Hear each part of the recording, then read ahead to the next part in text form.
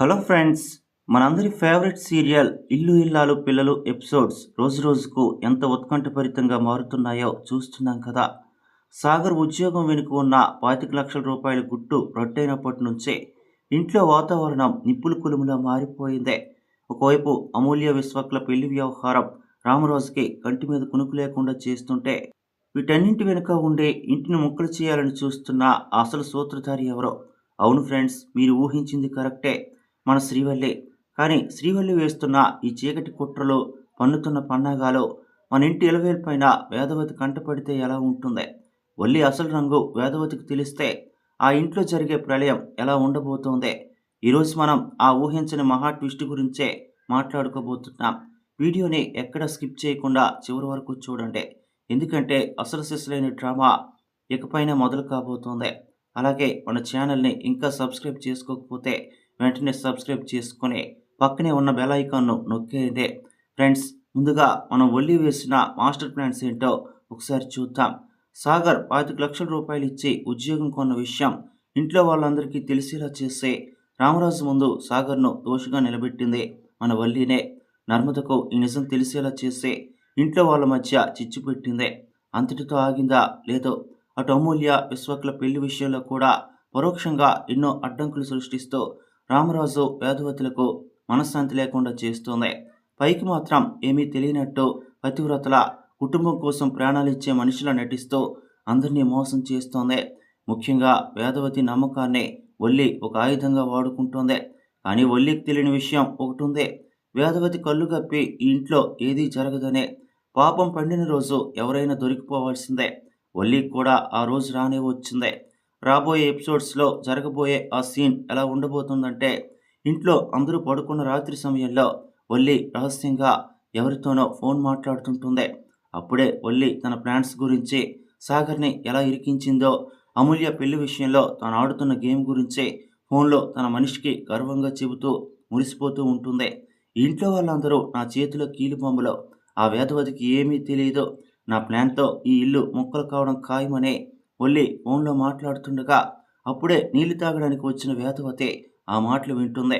అవును ఫ్రెండ్స్, సరిగ్గా విన్నారు. వేదవతి స్వయంగా తన చెవులతో వల్లి కుట్రలన్నింటినీ వినేస్తుంది. ఆ క్షణంలో వేదవతి ముఖంలో కనిపించే భావాలు అద్భుతంగా ఉంటాయి.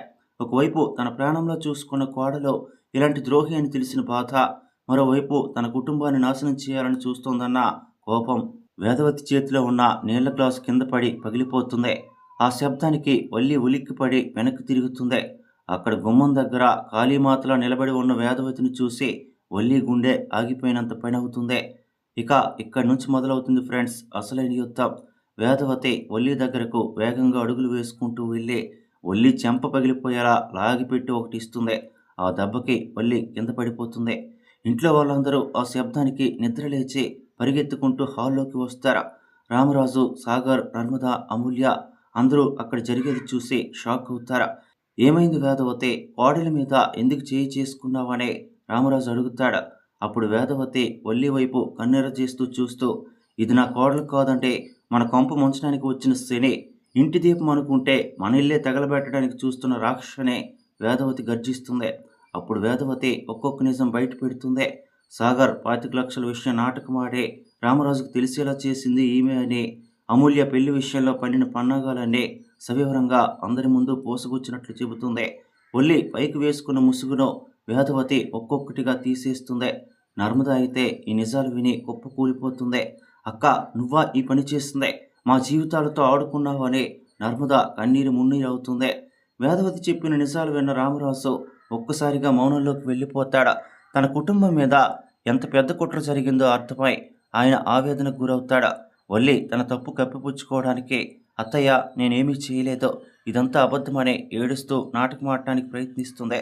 కానీ వేదవతి అడ్డుకట్ట వేస్తూ, ఇంకొక్క మాట మాట్లాడినా ఇంట్లో నుంచి గెంటేస్తాను, నీ దొంగ ఏడుపులు నటన నా ముందు సాగవని తెగేసి చెబుతుంది. ఇప్పుడు అందరి చూపు రామరాజు మీద ఉంటుంది. తన కుటుంబాన్ని మొక్కలు చేయాలని చూసిన వల్లికి రామరాజు ఎలాంటి శిక్ష వేయబోతున్నాడో, వల్లిని ఇంటి నుంచి బయటికి గెంటేస్తారా, లేక సాగర్ నర్మదల భవిష్యత్తు గురించి ఆలోచించే మరో అవకాశం ఇస్తారా? మరోవైపు ఈ గొడవ వల్ల అమూల్య విశ్వాకుల పెళ్లికి ఏదైనా కొత్త ముప్పు పొంచి ఉందా?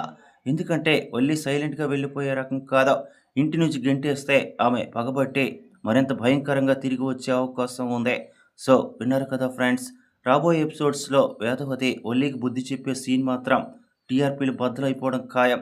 ఆ సీన్ కోసం మీలో ఎంతమంది వెయిట్ చేస్తున్నారో కింద కామెంట్ సెక్షన్లో తెలియచేయండి. మీ ఉద్దేశం ప్రకారం రామరాజు వల్లిని ఇంటి నుంచి గెంటేయాలా, లేక ఇంట్లోనే ఉంచుకుని వేదవతి ఆమెకు చుక్కలు చూపించాలా? మీ అభిప్రాయాన్ని తప్పకుండా కామెంట్ చేయండి. నేను ప్రతి కామెంట్ని చదువుతాను.